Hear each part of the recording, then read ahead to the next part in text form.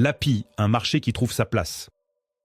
La gestion des parkings se digitalise grâce à la lecture automatisée de plaques d'immatriculation, l'API, qui devient également un outil de traçabilité multifonction.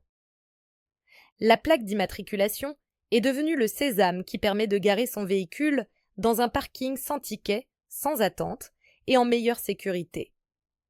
L'un des principaux avantages des systèmes LAPI est la simplification de l'accès au parking, souligne-t-on chez Zenpark, un gestionnaire de parking qui a adopté cette technologie dans certains de ses sites.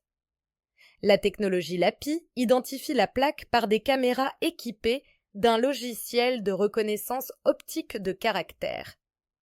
Un automobiliste peut par exemple réserver une place via son smartphone en précisant le numéro de sa plaque et ainsi pénétrer et sortir du parking sans passer par un distributeur de tickets. Le montant du stationnement est prélevé sur le compte bancaire préalablement communiqué et une facture dématérialisée lui est envoyée.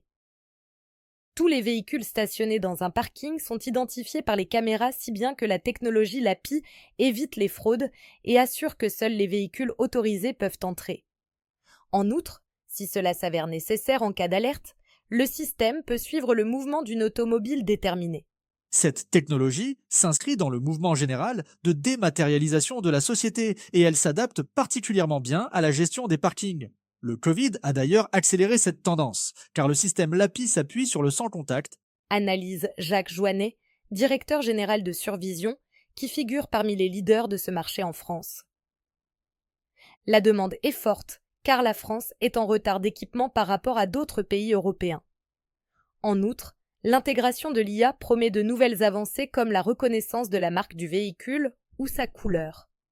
Le système LAPI ne concerne pas seulement les parkings publics.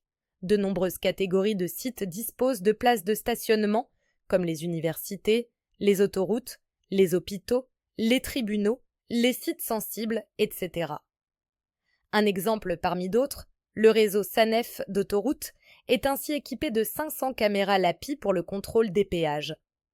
Le marché est donc porteur. À ce jour, on trouve des caméras fixes à l'entrée et sortie d'un parking, mais aussi des modèles embarqués, par exemple sur des véhicules de police. Depuis octobre 2024, après 10 ans de tractation et le feu vert de la CNIL, la lecture de plaques d'immatriculation dispose désormais d'un fichier central, créé par décret et baptisé SCTL, Système centralisé de traitement LAPI. Il est consultable par les forces de l'ordre, police, gendarmerie, préfecture, mais aussi douane, qui peuvent le rapprocher d'autres fichiers, comme celui des véhicules volés ou signalés, ou encore celui concernant l'assurance des véhicules. Les données sont conservées un maximum de 15 jours après leur collecte et sont automatiquement effacées si aucun rapprochement n'est effectué.